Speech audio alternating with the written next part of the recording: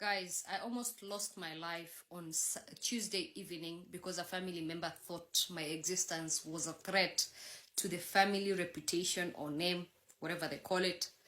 Um, I'm quite panicked. I don't think I'm still out of that shock, so bear with me if I'm not coherent enough. But I will try my best to explain in depth what happened so that I raise awareness and also seek protection from relevant authorities and institutions and organizations. So, this whole drama started on Sunday morning when my brother traveled all the way from Mombasa and came home unannounced. He banged the door. I was woken up by a huge bang on our door. I was shocked. I went.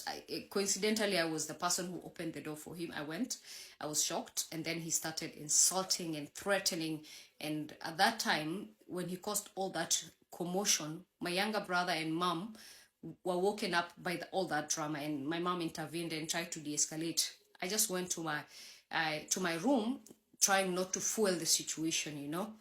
And so that whole drama continued from Sunday morning until Tuesday evening when everything escalated.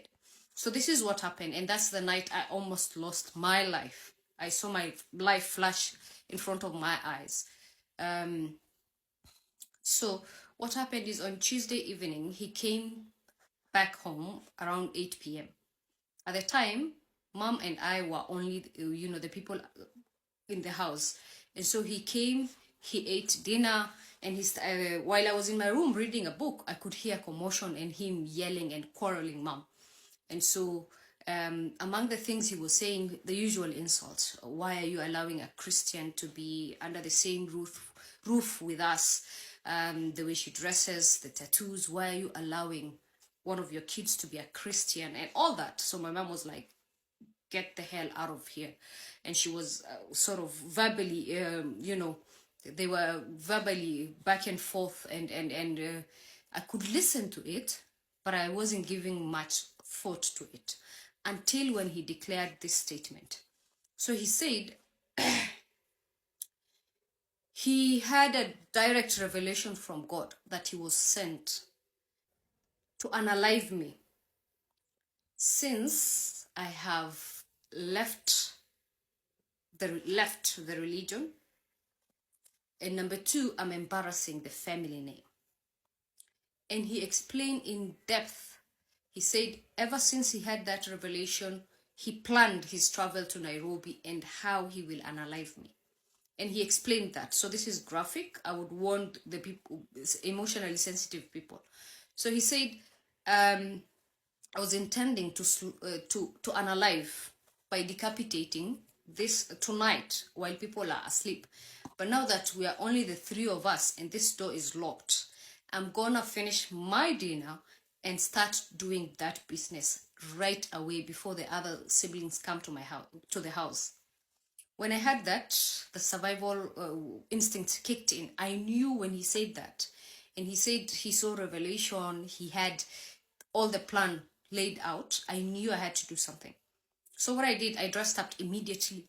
I tried to look for something to protect myself. I got a bow.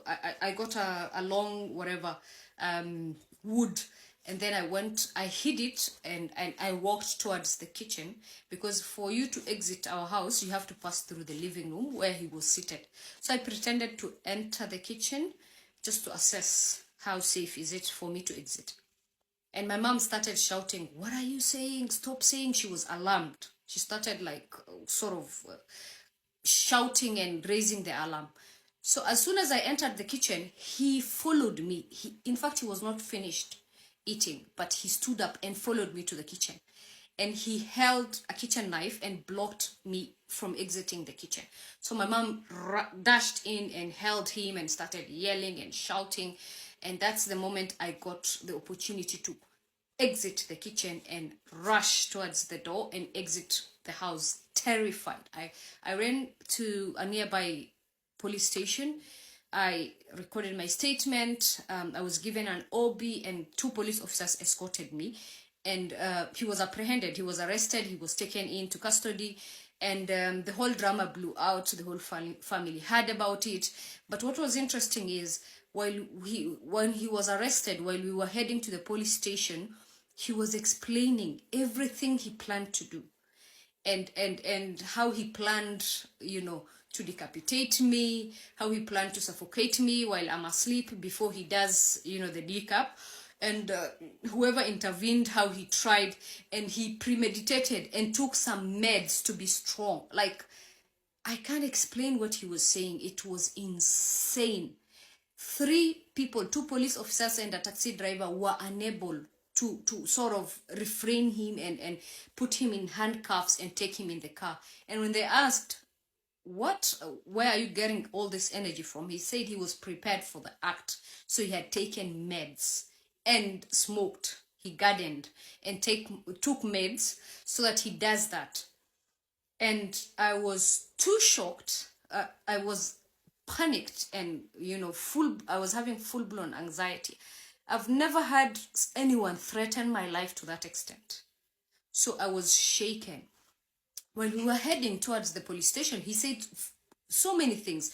It clocked, like he had the plan, he had the intention, he planned everything. It's just that God made him speak out before we slept that night so that I can do something to save myself. And I was able to record, the last bits of what he was saying before we entered the police station.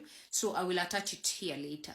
But the reason I'm sharing this is it's insane that people are in support of what he was planning to do, and some family members are trying to push for me not to take him to court, for me not to use the legal process. They want him released, and they don't see the real threat he is to me and anyone he perceives as a Christian, because he was saying God has sent him to whoever is not of the same faith, a Muslim, as him. So I'm sharing this to raise awareness. I will loop you in.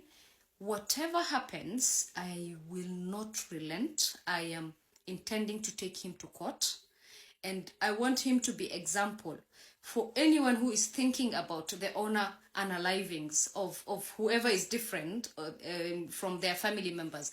I want him to be the example so that we prevent future people who think they can do whatever they wish in Kenya.